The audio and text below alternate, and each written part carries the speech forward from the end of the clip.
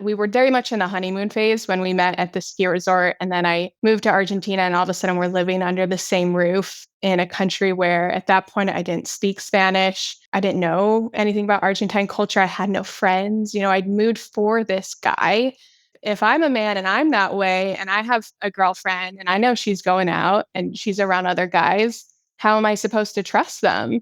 For some reason, Nico gets upset with me, but it's an explosive, super theatrical, hands flailing, pacing the room. And I'm thinking, oh, this is over. We're breaking up. In my mind, I'm like, okay, I got to buy a flight home. What day should I fly home? I'm preparing for this relationship to end. And afterward, I realized, oh, he's totally fine.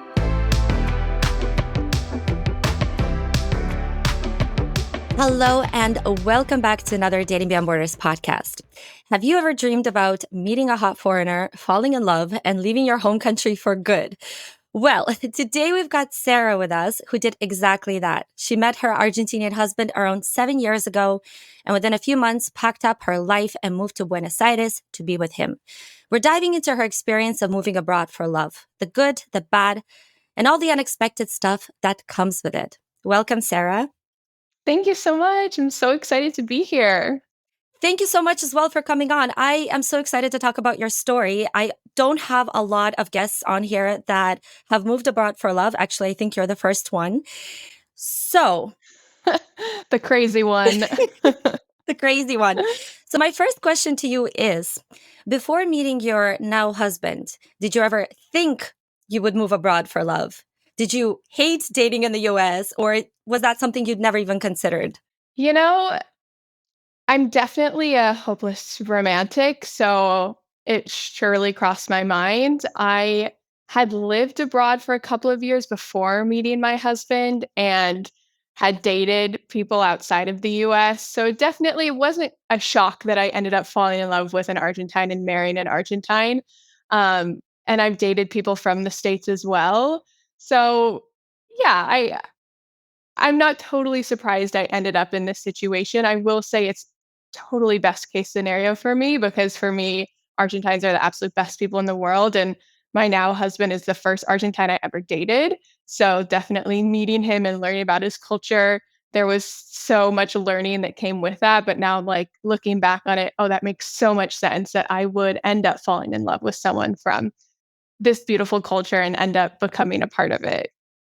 When you say there that it makes sense that you would fall in love with an Argentinian and that you kind of feel a connection to that culture, do you feel a part of you is, sometimes I feel like we are connected to one culture more than sometimes even our own culture because we just resonate with the way people think, with the way people live. Did you feel that connection to Argentina, or do you now realize that maybe you're more Argentinian than you thought before meeting him?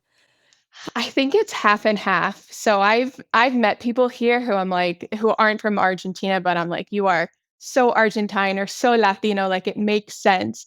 I definitely at my core am not. Parts of me are, for example, just the slower pace of life, the enjoying community and friends. I've always been about connection. I love human connection. And so that part of Argentine culture really resonates with me.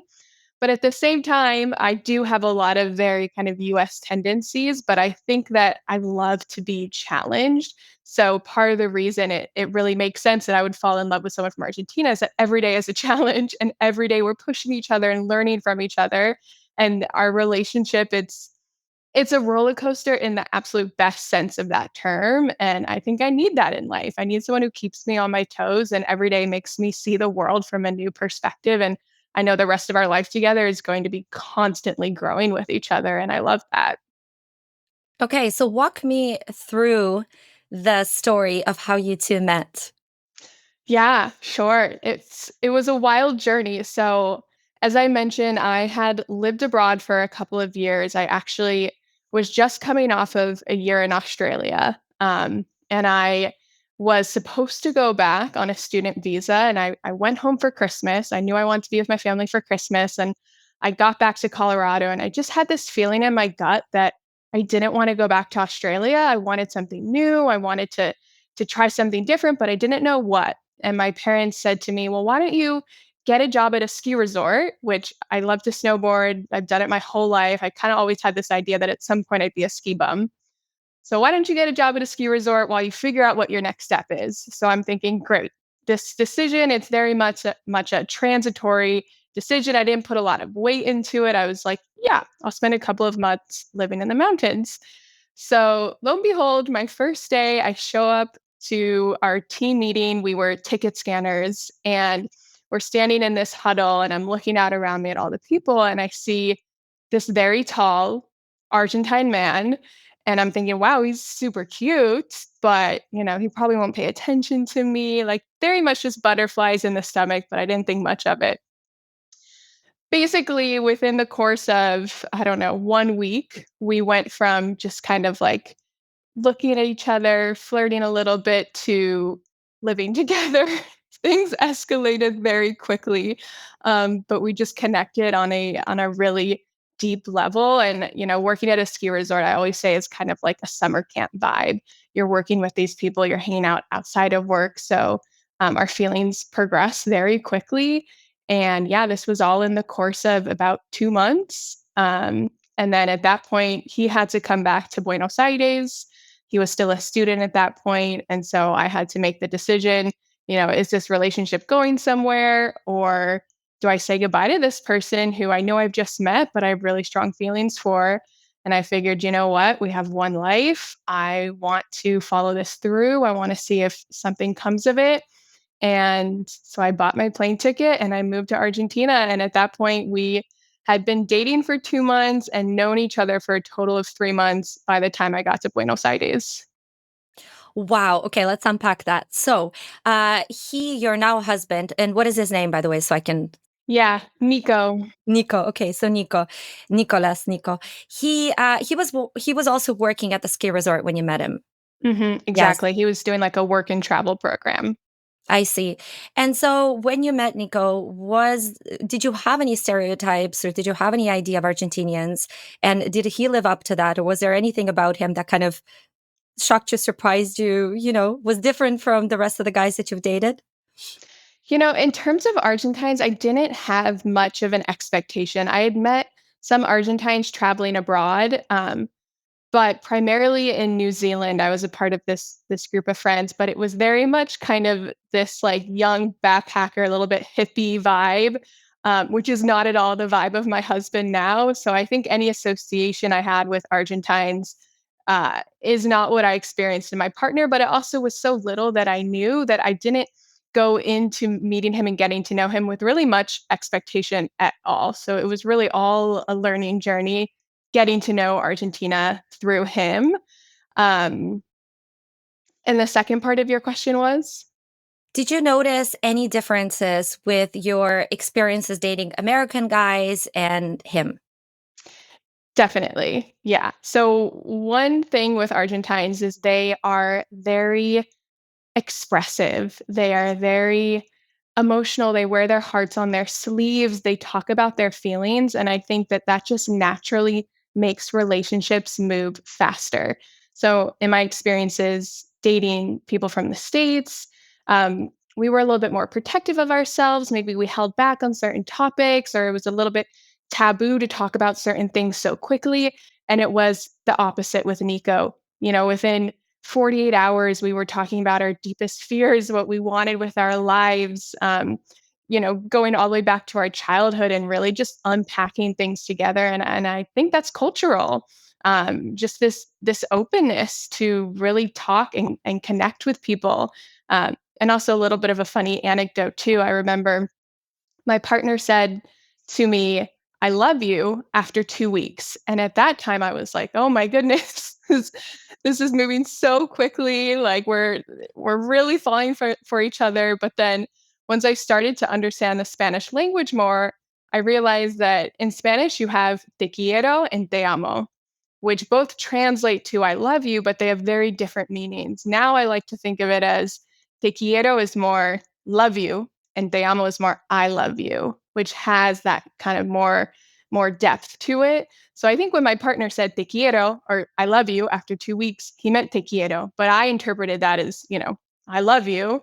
But I think it's just a testament really to how quickly our emotions were building for one another. And also just in terms of communication style, Argentines are, as I mentioned, they're very open and they say what's on their mind. And that might be in a more passionate, expressive manner. So it took me a while to kind of get used to that form of communication. And when my partner and I had our first conflicts, I felt like he was escalating things really quickly. Things got intense really quickly, whereas I'm much more reserved. I keep my emotions more chill. And I would instantly jump to conclusions like, oh, we're breaking up, or oh, he's really upset at me. And I realized, no, this is just, he's riding the wave of his emotion. And this is how he feels right now. But then, 5 minutes later, he'd come and he'd give me a hug and he'd tell me he loved me. And I started to make that association that, no, we're not breaking up. This is just that, stereotypical Argentine passion. Um, and I think one final cultural difference between Argentine men and men from the US would be this idea of jealousy. So I had never really experienced this in any of my past relationships. I had actually maintained friendships with some of the people I had dated in the past. And I pretty quickly realized with my Argentine partner that that was not okay, that, he just was a little bit more protective and, I guess not as trusting as other people I had dated in the past, and, of course, I'm talking about stereotypes here. This is a blanket statement. It doesn't apply to everyone in Argentina, but I've noticed that after living here that jealousy is much more common in relationships, and I think people, um yeah, they might not be as trusting if I were to go out and become friends with another guy. Nico's gonna be like, "Who is he? What are his intentions?" I don't necessarily believe that he just wants to be your friend. Whereas in the States, that might be more common. Like, yeah, sure. Like there's girls and guys have friends all the time. Um, so that's taken some getting used to. You've raised so many great points. Let's go through them one by one. So the first one is vulnerability, and this is the point that I thought you were going to raise, because I feel like Americans, North Americans, I mean other cultures as well, Europeans, of course, for the majority, they hold their cards close to their chest. And I feel like in the US and in Canada, there's almost a sense like, oh no, if I share this, now this person gets to win because they have all this information about me. So then if I'm revealing too much, then I'm losing in a way. And it's whoever says I love you first loses kind of a deal. Mm, I mean, yeah, and this is a really messed up way to think about it if you really go deep. And that's why we're all so careful to be vulnerable with each other, because we're always worried about how is that going to be received. And we're always conscious of everything that we're expressing to this person because we don't want to be hurt, maybe. I think Argentinians, they're just a lot more, they just don't care as much, it feels like. They're just like, this is how I feel. I'm going to express it. I'm going to live my life to the fullest. Let's yeah, see what happens. Tell me what you think yeah. about this. I fully agree, and I think it extends beyond just your romantic relationships. I think you see that in friendship as well. Friendship here is beautiful. It is, for me, the most beautiful friendships I've ever witnessed are here, and it is because you see people hug, kiss each other every time they see each other. They cry together. They share so much time. They love to be together for hours on end, and it's the opposite of having this more like individualistic mentality, which I think is part of what you were touching on earlier in the States and maybe other North American or even Western European areas where we're protecting ourselves, we're focused on ourselves. And so to your point, it's like if I'm the one who says I love you first, then I just put myself in a really scary position and I'm going to get hurt and I don't want that. So I'm going to kind of close myself off and take a step back. In Argentina, it's opposite. Saying I love you is strength, and it's opening the door for somebody else to come in and love you, and I think it's probably easier here because everything is so reciprocated. So you know that if you go and you give your friend a huge hug and you start crying, they're going to embrace you and they're going to, say, "What's wrong? Talk to me. I'm here for you. Let's call up all our other friends and bring them over so we can all support you." It's so rare that you would feel rejected because of that vulnerability or that openness. So it just becomes easier. It's this uh, kind of this domino effect where every friendship here, every romantic relationship, every family relationship, you feel safe. You know that you can say what's on your mind and you will be accepted for that. And I love that about Argentina. It's something that I wish that when I travel back home, I could bring that with me and introduce my friends to that. And I try and now be more kind of open and expressive with them. And you see that people love it. Like, we're all human. I think it's in our nature to want to be that way, but we're taught in society that it's not okay. So as I'm like slowly chipping away at those walls, I see how much my friends are open to it. So slowly making the world more Argentine is my goal.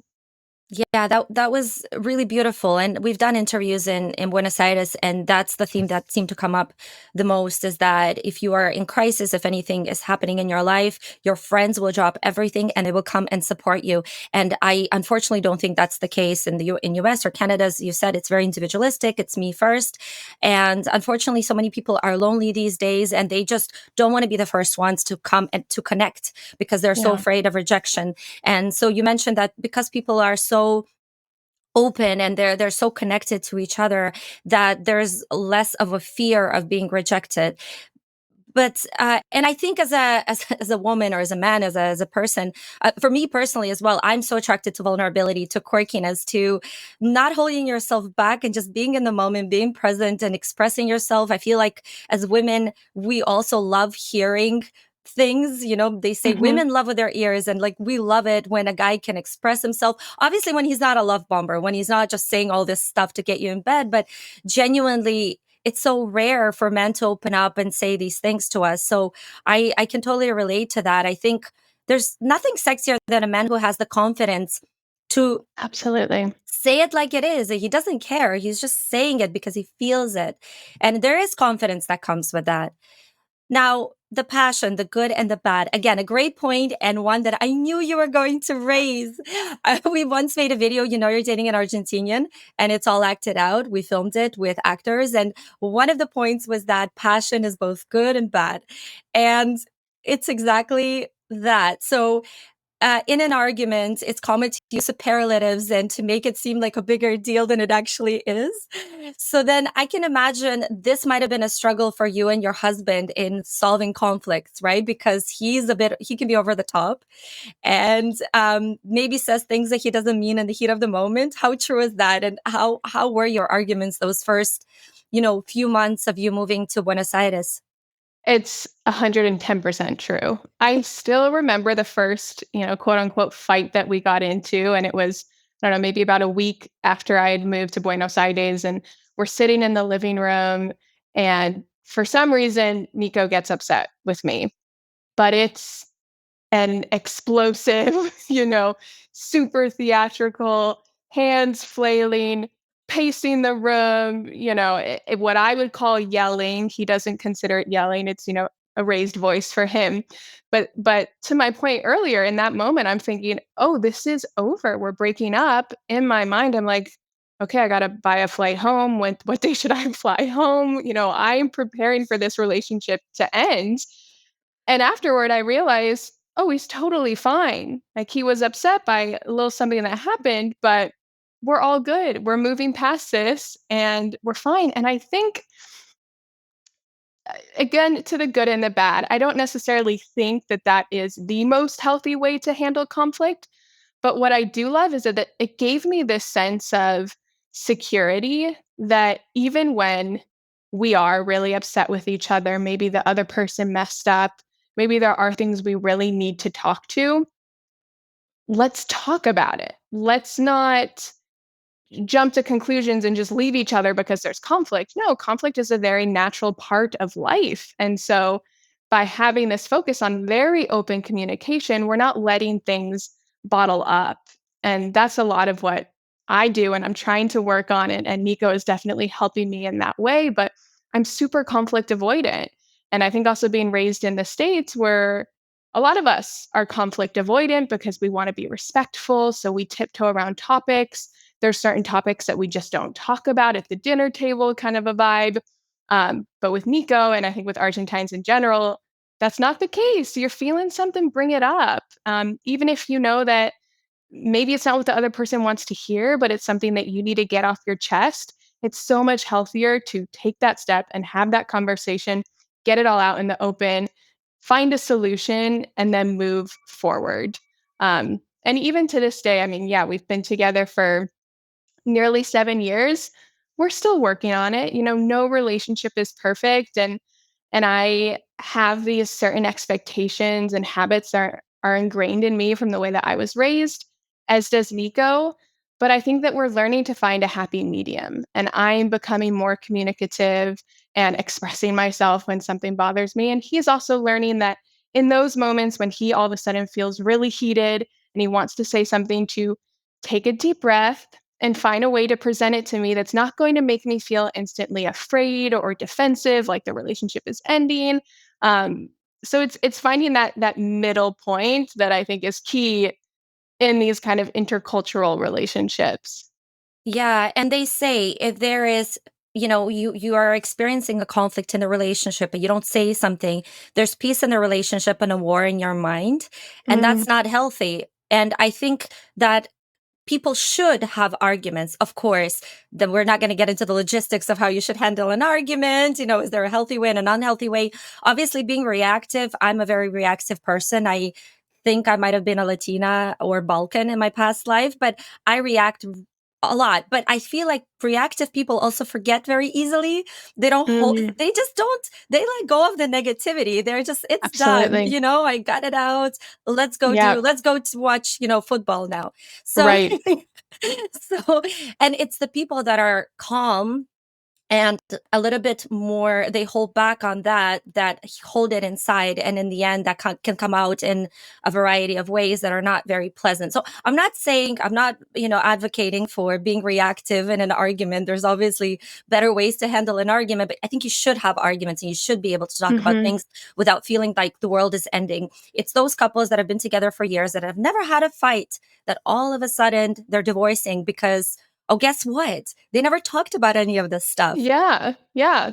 I wasn't happy, but I didn't tell you because I didn't want conflict. Exactly. Jealousy.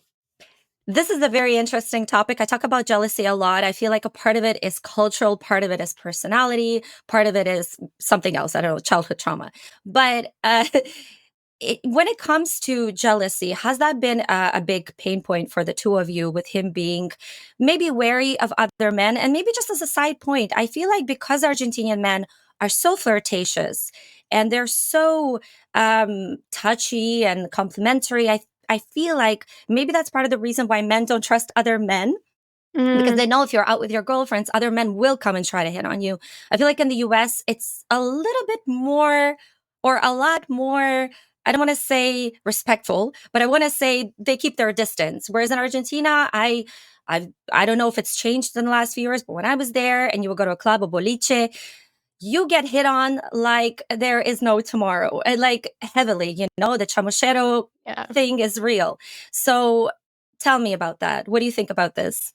Yeah, I was literally just going to bring up the idea of chamucho or chamuchero, which, yeah, it's this word that means like a flirt, a guy he's super smooth, he's got the moves, and he's going to kind of reel you in with his charm.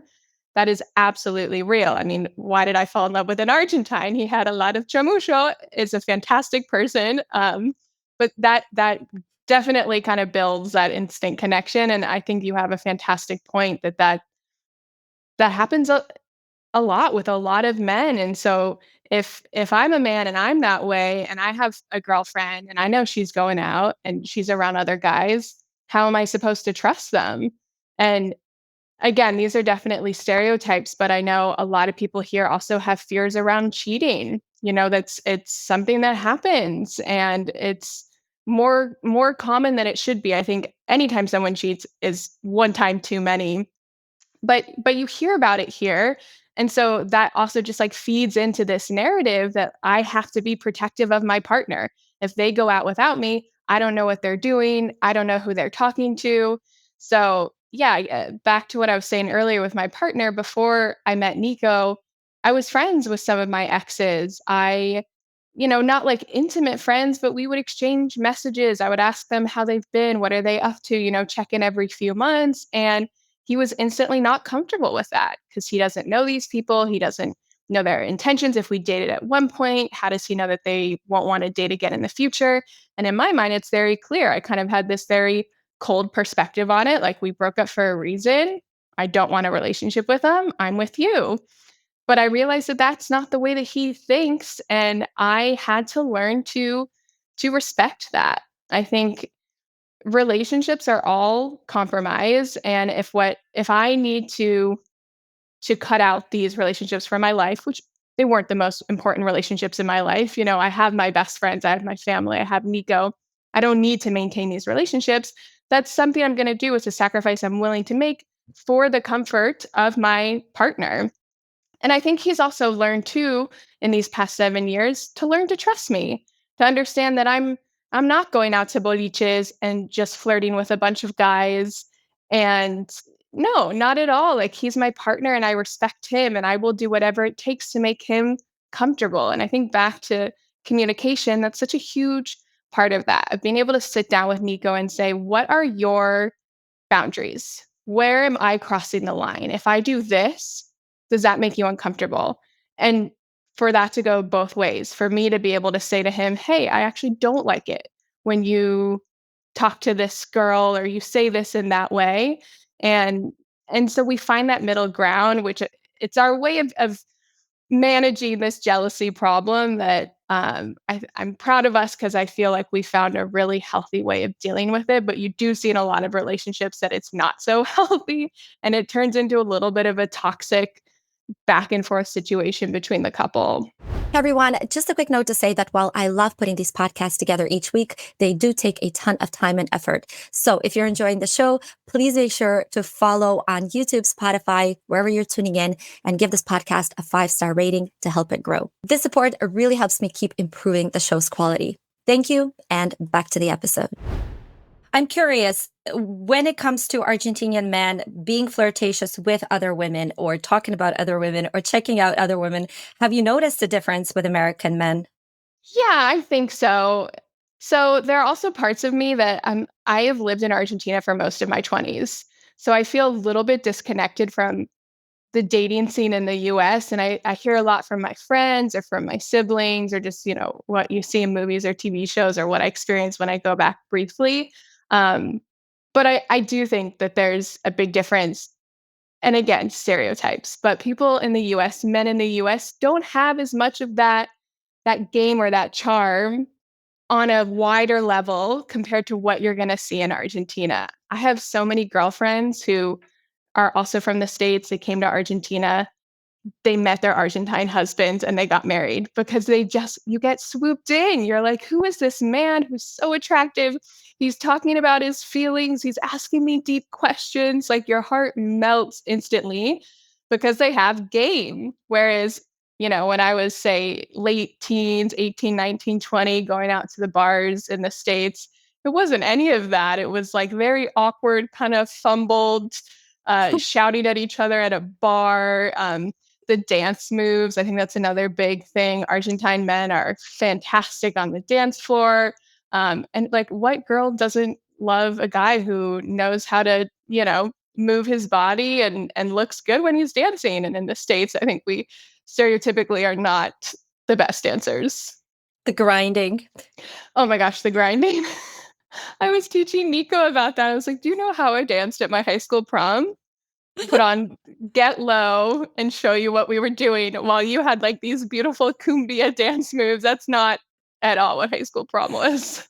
The best is when the couple is grinding and the girl is just checking her phone. She's just checking her Yeah. phone and the guy is just kind of positioned himself in the back. Or I was explaining to him how you like support your girlfriends in those situations. Like, you're at a bar, a guy comes up behind you, starts grinding with you, but you can't see his face. So you're looking at your friends in the circle to like, is he cute? Am I good? Like, do you need to save me? And so they're either giving you like or a and then that's how you know if you need to escape. But it's so animalistic. Like it's not cute. Where in Argentina, other end of the spectrum, a little bit too cute, and then you fall in love. So let's backtrack. You moved to Argentina 7 years ago, if you can remember that.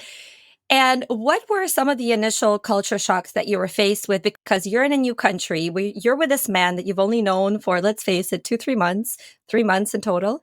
And you're now living with him. So you went from literally just a fun romance to full on living situation. So, what did that feel like? And what were some of the struggles that you faced? Yeah, I mean there were a lot. We kind of had a dive in the deep end moment when we were very much in the honeymoon phase when we met at the ski resort, and then I moved to Argentina, and all of a sudden we're living under the same roof in a country where at that point I didn't speak Spanish.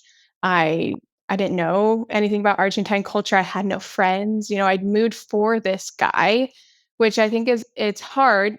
It's another topic of what it feels like to move somewhere for someone, not for yourself, which parts of it were for myself, but I was very much dependent on Nico. And so, yeah, instantly there was a lot of conflict and a lot of things that I needed to figure out for myself in order to feel comfortable in this country and like I had my own life. Like I was separate from Nico. I wasn't dependent on him. And at the same time, we were learning so much about each other. So, in all honesty, that first year was a challenge for me. And there were moments where I didn't know if I was going to stay, if I was up for it, if this is what I wanted.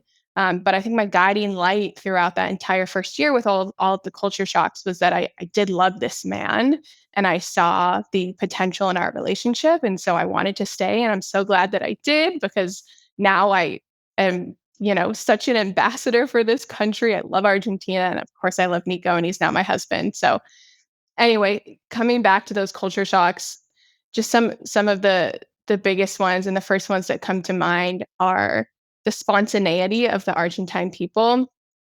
I'm a planner. I have my calendar. I plan out everything 2, 3 weeks in advance. I'm absolutely the stereotype in that sense. And my husband Nico is the opposite. He doesn't plan out anything all the time. He's last minute calling up people, "Hey, want to come over and drink mate? Let's do an asado." I remember we would, be out walking because we were going to go get lunch together. And as we're walking to this restaurant, he's calling everyone he knows, like, come eat with us, come eat with us. And I'm just trying to wrap my head around like what I'm getting myself into, who's going to be there, like, do I know this person? And it was very overwhelming for me as a planner at first to get used to that level of spontaneity. Now I love it. I've really learned to adapt to it, but that took time. I think also the pace of life in Argentina, it's more relaxed. So your typical Sunday here, you're gonna sleep in, maybe drink some mates in the morning, uh, you have some media lunas, there's no rush, text your friends, see what they're up to, maybe go see your family. It's very chill. Whereas I have always been a kind of a go, go, go person. Wake up early, get my workout in, get some work done, get a coffee with this person, go get lunch with this person, do the laundry, go grocery shopping. So again, I love the Argentine way of doing things because it's just so much more easy and reflective and why do we have to accomplish so much in one day? If I want to sit down and talk to my friend for 5 hours, that's going to be more fulfilling than checking a zillion things off of my to-do list. But yeah, again, it took me time to embrace that way of life. Um, and then I think one of the final culture shocks I experienced in those first few months was this idea here that guys do a lot of things with guys and girls do a lot of things with girls. For example, Nico will not as much anymore, but he used to go to the boliche, to the club with his guy friends. And that was like the guy's plan. And then the girls would get together and maybe do like a dinner or go to a cocktail bar or something. But I was like, wait, just the dudes are going to the club? Like dudes with girlfriends. So like you're not going there to meet anyone. You're just going there to hang out with your guys and you can't even hear each other because of all the music. So you're just chilling together and that's fun for you. And he was like, absolutely, I love it.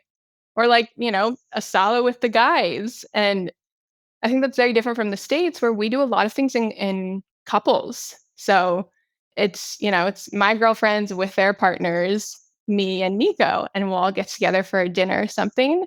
That's part of also why it was really important for me to build my friendships here. So I felt like, I had people that I could lean on and invite to do things when Nico had all of these plans that were, con los pibes with the guys, and I could then go out and do things with my friends. First of all, I think Argentina should hire you as their ambassador because you just sold me on Argentina in 2 minutes. I was literally reconsidering my whole life. And what a great point that you raised about just enjoying your time and enjoying your Sunday, not feeling you have to do things. I feel like America and Canada, North America, Western Europe, we're more so North America. Let's talk about that. We're doers, right? Mhm.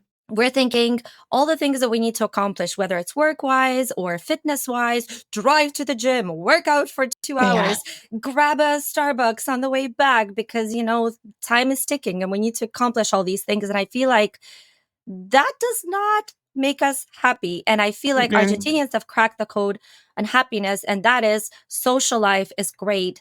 You have your friends that you can call, as you said, last minute. Did anybody actually show up when, in that first case or a couple of cases when you call people last minute? Do people show up? Yes. I will say this is, again, we're combining cultures. There's a part of me that's like, okay, but a lot of people already have plans when you call them last minute. What's great about planning 2 weeks in advance is that I know the people I want to be there are going to be there. So it was hit and miss. Sometimes everyone was already at their own asado or doing their own thing with their family, and sometimes 20 people would show up. So I guess that's part of it. You have to be open to maybe no one's coming or maybe everyone's coming. Yeah.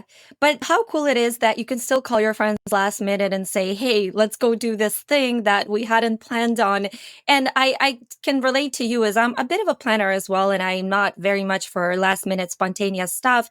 But again, it's because I live in a culture where that's not exactly going to work. So you have to work with what you have here and that people are not open to last minute interactions. And sometimes it can be taken to an extreme where you try to plan something. What are you doing this weekend? They're like, we already have plans. How about 2 weeks from now? Come on, So it Yeah. can really suck the fun out of life. And it can definitely feel like you have to pre-plan all of your life. And I mean, I love that idea of just spending your Saturday with your friends, just enjoying the little things. I really, really love that. Having said that, Argentina can really take it to extremes. I feel like it's one of those countries where people go out the latest Oh in my the gosh. world, and you know, previas can take forever. Going out to a club can happens around 2 in the morning. You come home at 6 in the morning. I know you moved here 7 years ago, so that might have been easier to work with. Nowadays, as we're in our 30s, I'm not sure if you are, but if you are, Yeah, it gets tougher. You don't have the absolutely. energy, and you also, I don't feel it's a really healthy way to live, to be like, let's just drink a ton of Fernet and Coke until like well in the morning and then drink more and then we're just going to sleep the whole Sunday. So talk to me about that. Yeah. So I've asked so many Argentines about this, and I will say probably 90% of them say they prefer the timing in the States, mostly with nightlife, because it's not sustainable and it does hurt. I am 31, and what I was able to do when I moved here at 24 is very different from what I'm able to do now. And if we wanna go to a boliche, it's like once a year, and I gotta prep for a month to be ready to I gotta get my siesta in 7 days in advance. I gotta start working up to it, drinking tons of water, all the caffeine, and then still, I know the next day I'm gonna be so groggy. I'm not gonna get anything done. It's not fun. So, I don't understand it. There are certain elements, for example, meal times. Even that being said, I've adapted to like maybe an 8 p.m. dinner I can do. Anything after 8 o'clock, I'm starving. I don't want to have dinner at 10, 11 o'clock. Also, because I try and be in bed by midnight. So I don't want to eat a massive meal and then immediately get in bed and go to sleep. So that part doesn't really make sense to me. I know here you have merienda, which is like your afternoon snack, and that's how people make it to their 10 o'clock dinner. But if I start eating a merienda at 6 o'clock, I'm going to end up eating, the whole box of media lunas because in my mind, it's dinner time and I'm hungry. And then I'm not going to be hungry for dinner. So it's hard for me to adjust to. I think a lot of my routine now, I love going out in Buenos Aires in terms of the restaurant scene, the cocktail bars, the wine bars. There's such a beautiful art scene, theater scene here, and I love to take advantage of it, but on my own terms. So I am the first one who's making a reservation at 8 p.m., and I'm out of that restaurant by 11 o'clock so that I can be asleep by midnight. Um, and we'll make exceptions if it's a friend's wedding or a birthday party, we're going to show up. But if it's up to me, absolutely not. It's not sustainable, and your body rejects it. It's funny because Nico, before I met him, always talks about how he was a totally different person. And he would do the Thursday, Friday, Saturday, sometimes even Sunday, going out to the boliche and then rolling into work on Monday morning. And I'm just like, you guys are built different because I never, never was able to do that. No, me neither. Not even in my 20s, and also, eating at 10, 11 o'clock and then going to bed even 2 hours later, I don't think that's a healthy way to live because your body doesn't have No. the time to digest it. That's just Right. my 2 cents on it. So I've always wanted to do some sort of poll on health in Argentina to see how are you guys handling all of this, because I don't feel it's the healthiest way to live. I mean, the social aspect is great. I don't know how mate is. Is mate healthy or not? I'm not sure. You probably know more about that. But in terms of like eating time, I mean, Spain is already late. They take it a step further. Eating time, drinking a ton of sugar. They really love their Cokes. I don't know if that's still Yeah. the case. They used to when I was there. I remember going to someone's house they were going to make gnocchi. And we got invited there for 10 p.m. Gnocchi was made at 1 a.m. So, No. or was it 12? It was a real, I sat there and I was getting hungrier by the second, and gnocchi Ugh. was not showing up. And I remember there was this giant bottle of Pepsi on the table. And I just thought, how are these people? How do they look so skinny? How do they look so healthy and so beautiful? Because if I did this every single day, I would feel and look gross. It's so funny you bring that up because I've always wondered that. You think the staples of Argentine diets are meat, red wine. The country has amazing pizza, amazing ice cream. So it's like, how are these people so beautiful and so fit? And I don't know. Maybe it's because they go to a boliche and then they're dancing all night, and so they're able to sweat it out. But I think a lot of the foreigners that come here are expats or nomads. They move here, and a lot of people go crazy in their first few months. 20 media lunas for breakfast, and then empanadas for lunch, and a huge asado for dinner, and then they realize like, oh wait, no, my body is is not. It's rejecting all of this super heavy, dense food. So you do have to learn to enjoy so much of what this country offers, but set your boundaries, set your limits so that you don't burn yourself out too quickly. Yeah. And let's not forget dulce de leche Ah, also. dulce leche, alfajores. I could keep going. Provoleta. There's so much good food here. You really just came out full Argentinian on that one. The That's accents. my soul. It's amazing. So, another point about the boliche. So, actually, I had a question for you. So, you were not fully into that scene. I guess you did it more or less when you came to Argentina because you did it with Nico and you went out. Is Nico still into that, or is he? You mentioned he's changed a lot. He doesn't do the boliche as much anymore. Yeah, he's not into it anymore. I don't know if it's my influence on him or if it's just married life. But even that being said, I think this is another cultural difference too. You still see a lot of married people who go out, or people who are in relationships and they still love to hit up the bars, to hit up the boliche, which I think is beautiful. It's like they just want to go there and dance. They don't need to go there and meet someone to go home with. They would just want to go there and have fun. But no, Nico, he's either adapted to my ways or he's also just in his 30s and can't hang anymore. Yeah, that's a good question because I wonder if Argentinians in their 30s, if they stop going out as much or if they continue like well into their 40s. I guess it depends on the person and on the situation. Um, but Buenos Aires is such a vibrant city, and it's so hard sometimes to miss out on this because there's just so much happening at all time.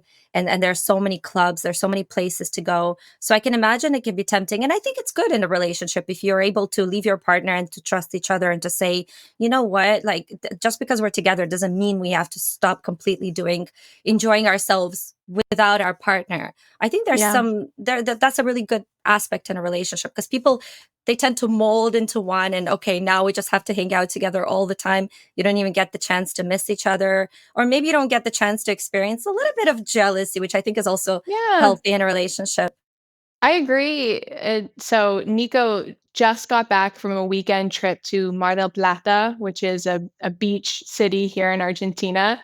And he went with like 10 guys and they went to a boliche, stayed out super late at a club. Nico got back here totally destroyed. He was like, I can't do this anymore.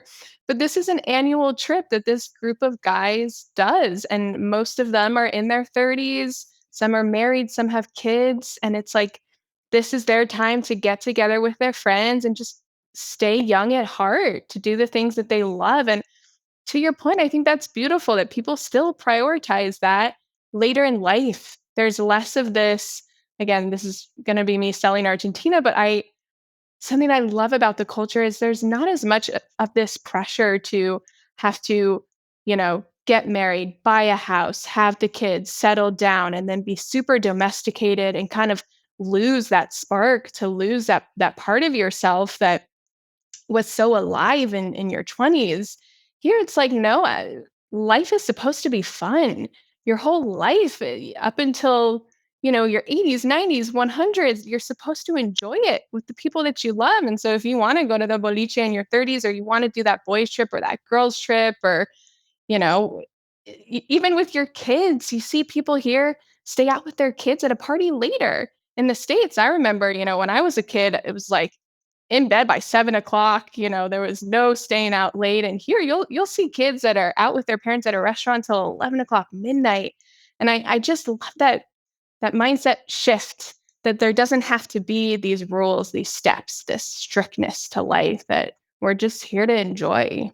Yeah, and to that last point, I agree. I think that could be part of the reason why Argentinians grow up so social is that as children, Mhm. they're conditioned to spend time with their parents. Their parents go off to do their thing. They may be drinking wine while the kids are just playing, falling asleep, whatever. No one's there to cater to the kids. Like in the US and Yeah. Canada, it's like, oh no, kids come first. My social life and, my enjoyment of life comes second. I have to drive them to all the Mhm. practices. I'm no longer able to just sit and enjoy my wine because the kid comes first. And so I don't think that does any benefit to the kid or yourself because you give up on your life in favor of the kids. You move to the suburbs, you basically, as you said, you give up the joys of life, you stop feeling alive, then you're bitter, you're resentful, you don't want to have sex with your partner. Obviously, Right. gross generalization here. But I think there is beauty in this sense of you can have a kid, you can still enjoy your life, you can take your kid with you. So the kid can also deal with maybe some of the boredom that comes with hanging out with his parents and not, just hanging out there with other kids, learning how to socialize and not constantly be supervised for certain play dates or specific kid friendly things. They can just be, and they learn socialization and they learn to be with people of all ages. And that makes them more connected to family, more connected to other people of their age, and just more open in general. Yeah, absolutely. I'm thinking about it as you're talking. Like, you really don't find that many socially awkward people in Argentina. I feel like people here are just really good with other people. They know how to talk to you, they know how to ask the right questions, they know how to make you feel comfortable. And in the States, I feel like there are a lot of people that are more awkward in situations or don't really like to be around other people. And who knows the exact reason, but part of that could be that here kids are socialized from a very young age and they see their parents doing this. Their parents are they always have friends over, they're always hosting, they're always going out. And in the States, maybe that is the case that we're more isolated and it's just us and maybe our siblings with our parents or a nanny, but there's less of that exposure to other people. And who knows if this is actually a correct theory, but that could be part of the reason that Argentines are just they're people, like Mm, people persons. I don't know if that's how you would I say it. like that. People. Argentina, like the country of people persons. Yeah, New exactly. slogan for the Yep. country. I think we should submit that to the tourism of Argentina. Um, Yeah. Speaking of family, let's talk about family and what is the difference that you've noticed when it comes to Argentinian connection to their family versus something that you've seen in the US, maybe when it comes to Yeah. yourself or your friends? Yeah, I mean, family is huge for Argentines. It's kind of a cornerstone of life is your family and your relationships with your parents and your siblings and your uncles and your aunts and your cousins. And part of that might be it. So, we live in Buenos Aires, so this is a Buenos Aires centric perspective, but Buenos Aires is the biggest city in Argentina. Majority of the country, I don't know if this is exactly a fact, but so much of the country lives in Buenos Aires. And so a lot of people have their family here. And that's different from the States where a lot of people move across cities. Currently, my parents are based in a city that is not the city that I was born in, and I have friends who moved to go to college and then they moved for a job, and we're kind of all spread out around the states. And so visiting your family might be like a holiday thing. We fly for Thanksgiving or Christmas to see our parents, where if you're in Buenos Aires, and chances are you also have your family here, so it's can be every week that you're going to your parents for an asado or your mom's coming over for a coffee and you've just developed this beautiful relationship that you're calling your mom every day. And I think another stereotype here is the closeness between a mom and her sons. There's a very special relationship between Argentine moms and their sons. Um, but it's beautiful. So I think that's just why family it's really important here. Also, though, back to this idea of passion and open communication and talking things out. That was a shock for me when I first saw Nico and the way that he would interact with his family because with my family we're all very respectful of each other and no one would yell at each other. We listen to the other person when they're talking. My dinner table growing up, it was we take turns talking and we're listening and asking questions and it's very calm. The family dinner table here is not that way. It is, everyone's throwing out their opinions, everyone's talking at the same time.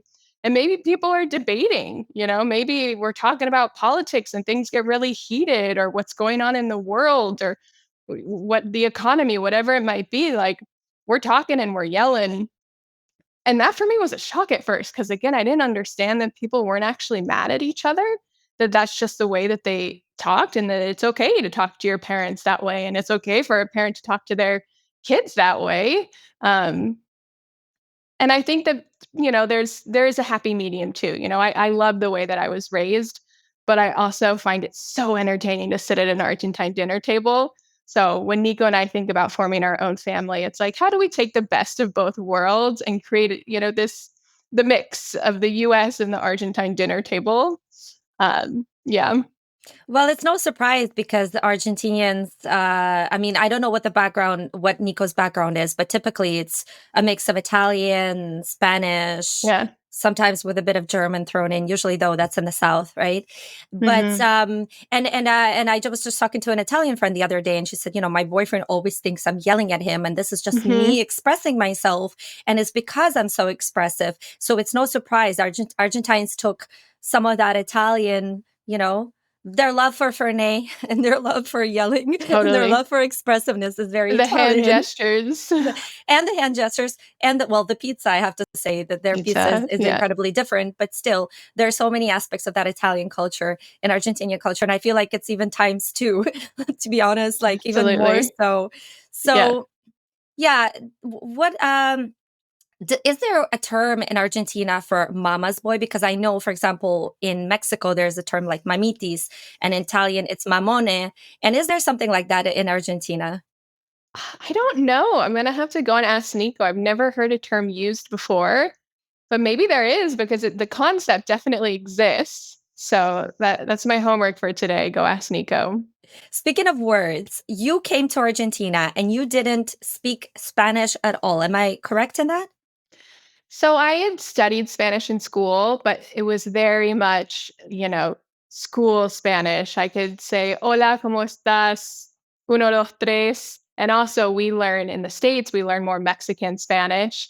So none of the vos, none of the lunfardo or the slang that you have here. So very, very simple level of Spanish understanding when I moved. So you had to basically take classes and you had to study Spanish when you came to Argentina. Let's talk about some of the phrases or some of the words that really stood out for you that are re Argentinian, re Argentino, very Argentinian. Yeah, I mean, it's funny because now when I speak Spanish, I speak, or at least I try and speak with an Argentine accent, and I use Argentine terms because this is really where I learned Spanish, and I learned so much of Spanish with Nico. So the way Nico talks is the way I talk. And side note, I've had to kind of be corrected multiple times by people when they tell me, "Hey, actually, you shouldn't really use those words. That's kind of more slang Spanish, but that's how Nico talks." So I just thought it was okay. Um, but yeah, like there are certain expressions that I really love. For example, the saying "shafwe," which means kind of like whatever, like it is what it is. Let it be. And I think that's so representative of Argentine culture. Just like don't overthink it, just let's move forward and you don't have to get stuck in your head about it. And it's like, oh, I want to channel that philosophy in every single aspect of my life. Just shafwe or shata. You also have that sha, which is very much the Buenos Aires Rio Platense accent. Um, Another one I really love is quilombo, which is also very representative of life in Buenos Aires. Quilombo means basically just something that's like a mess, something that's crazy. And you can use it to explain so many different things, like traffic can be a quilombo, or some kind of a strike that's going on can be a quilombo. But in Buenos Aires, you have a lot of things that are a quilombo. It's a city where you have to have a lot of patience to live here because there are not a lot of systems really work as they should work. There's a lot of long lines everywhere, to do a trámite or some kind of a process. You have to jump through so many hoops. And so you just kind of learn to deal with it, which comes back to this saying of "chata" or "chafue," but learning to embrace the quilombo, to have patience, to find kind of that positive side of the quilombo is what will lead you to learning to love Argentina and life in Buenos Aires. So yeah, those are some of my favorite phrases. Do people still use hysterica? I don't think so. I rarely hear it. Was that popular when you were Yes. here? Yes, and I was called a hysterica. Hysterica, Ah, sorry. Yeah. I think I mean, I don't know, I'm sure you know this term, but it's basically like usually used for a woman who is hot and cold. And Argentinian men used to complain and say, "Oh, Argentinian women, they don't know what they want. They're so hysterica." And I used to say, "Well, Argentinian women think that you don't know what you want." So yeah, yeah, honestly, it feels like both are kind of playing around. There's a bit of game involved to maybe not get their heart involved, because I know that, I mean, you got very lucky with finding someone who committed to you, and I think you've mentioned a lot of your friends as well, they had very lucky situations. Unfortunately in Buenos Aires, so you also have a lot of this kind of dating around situationship type of thing, and yeah. so I think aesthetica was one of those terms related to that. Mm. more homework. I'll have to ask Nico if that's a word that his friends still use. So, speaking of, the hardest part of being in a relationship with a foreigner, with an Argentinian, with living in Argentina with a foreigner, either it's your experience or the experience of your friends or your followers, what has that been? Yeah, I think there's two things. One is not necessarily specific to Argentina. I think anyone who is in an intercultural relationship or, two people from different countries would understand this. It's that you're never both in your home at the same time together. And that's a really tough reality, especially as Nico and I get older and we think about our future and starting a family. It's one of us is always sacrificing to be in the other person's home.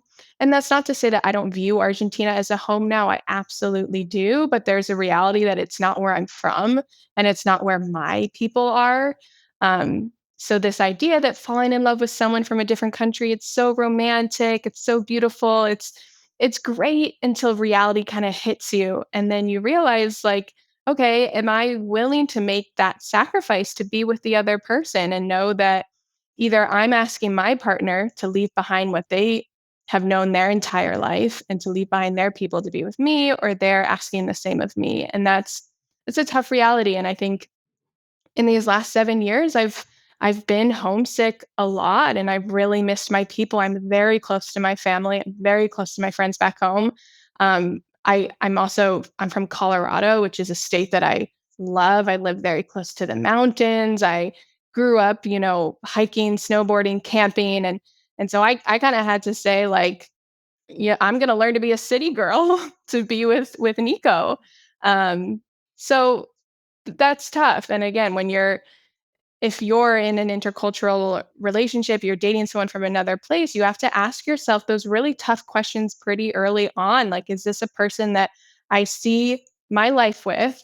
And am I willing to make those kinds of sacrifices to be with this person? And maybe the answer is no. And that can be really hard despite how in love you feel with this person. So I think that's one part. um, the other part is the language barrier. Nico speaks really great English, and so that was never really a problem for us. But I found that to be difficult when I moved to Buenos Aires and I was trying to connect to his family and his friends at the point when my Spanish was not very strong. I was just meeting these people. I wanted to make a great first impression. I wanted them to really like me. I wanted to show them my humor, etc. And these are all things that you cannot do if you don't feel fluent in a language. And that was hard for me. I felt constantly like self conscious. I was always questioning myself, always thinking, like, do they actually like me? Do they actually want to be around me? Do they think I'm just really quiet?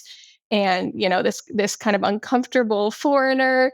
Um, but if anyone else is experiencing that, I would just say that looking back on it, just ride that wave because your Spanish will get better or whatever the language is. It's just a matter of practice. And I can say that as someone who has a really hard time with languages. It wasn't easy for me to learn Spanish, but I've gotten to the point where I'm able to have conversations with people.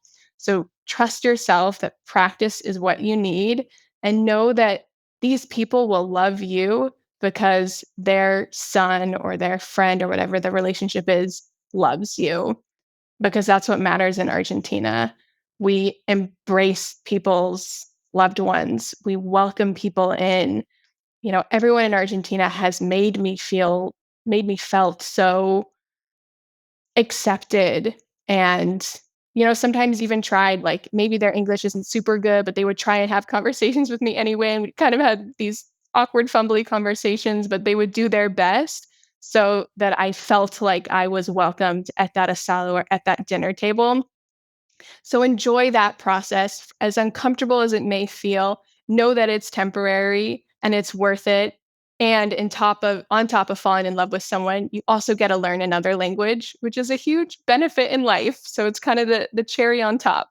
And you do get to challenge yourself, which I think is a positive thing in a way because we often get so comfortable in our comfort zones and we're so afraid to venture out. And I think it was really brave of you to go to Argentina and think like, you know, let's see what happens. A very Argentinian mentality in a way, Que Yeah. fluye.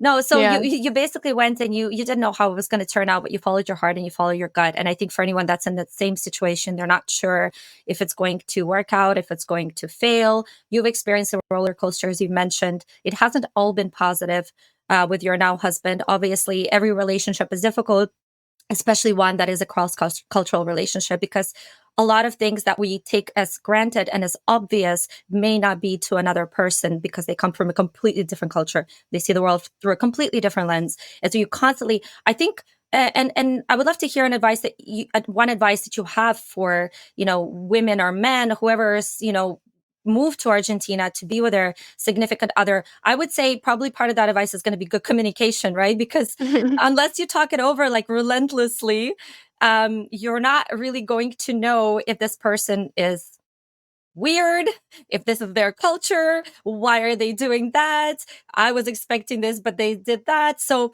do you agree with that? Is there anything else that you would like to add to that? Yeah, I mean, I think the communication piece is absolutely huge because that's also what leads to cultural understanding. And that's where you can start changing your behaviors and your partner can start changing their behaviors and you find that middle ground. I will say, I also think another huge part of success in moving to another country for somebody is doing it for yourself because for two people to be happy in a relationship, those two people need to be happy with themselves. And really, these are super cheesy things, but like you're dating yourself your entire life. And really, like the only true constant in your life is you. And if you're not happy in your own skin, if you're not confident, if you don't trust yourself and trust your gut and respect yourself, then your life is going to be difficult no matter who you're with, even if you have the most beautiful, loving partner. And so that was why, for me, moving to Argentina, it was so important that I felt like I was also here for me and that I found my own rhythm and that I built something for myself so that I felt like even when things with Nico and me felt rocky or we were going through a hard time or even when we were going through the greatest of times, I knew I had direction and I could always come back and rely on myself and know that like, yeah, Sarah, you got this. And it's so cool what you're doing. Like, I'm so proud of you, Sarah, for making this decision and choosing to grow and stretch yourself in this way and maybe in the hypothetical situation that it doesn't work out and you decide this is not your person, if you know that you also were in that experience for you to grow, to be challenged, then it was 110% worth it. Even if you didn't find your husband or your wife or your partner, it was 110% worth it because you learned and you are a better person because you put yourself in that situation.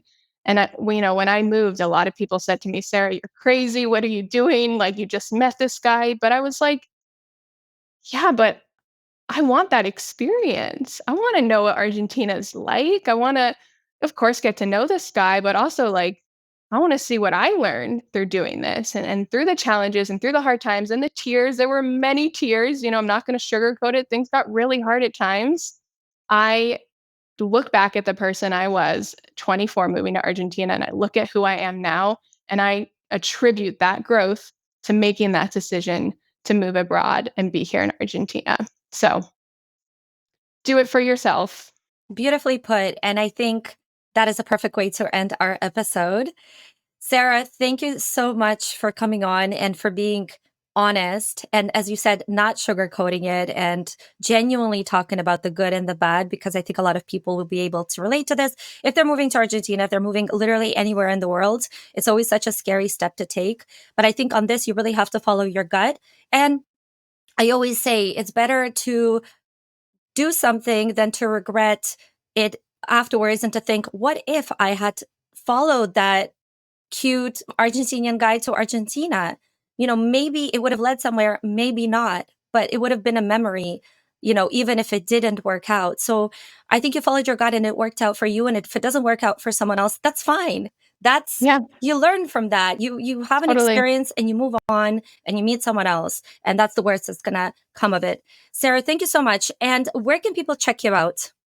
Yeah, so I am on Instagram and TikTok at ba.noma, so Bonoma.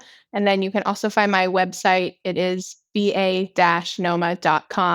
So I have a blog and I also have digital nomad guides for people who want to move to Buenos Aires, whether it's for a month or for a year. The guides are here to help you kind of get settled into the city, find housing, all the logistics of a phone plan, figuring out where to live, where to work, et cetera, as well as making friends, dealing with a new culture. So definitely check those out if you are thinking of taking the leap. Sounds great. And I'm going to link all of that wherever you're watching or listening to it. So you can go check Sarah out. And if you're moving to Argentina, if you're thinking of it, considering it, go check out all her, the website and everything else she's mentioned. Sarah, thanks again and have a great rest of the day. Thank you so much. This was so much fun. It was so nice to chat with you. So thank you for inviting me. Thanks. Bye.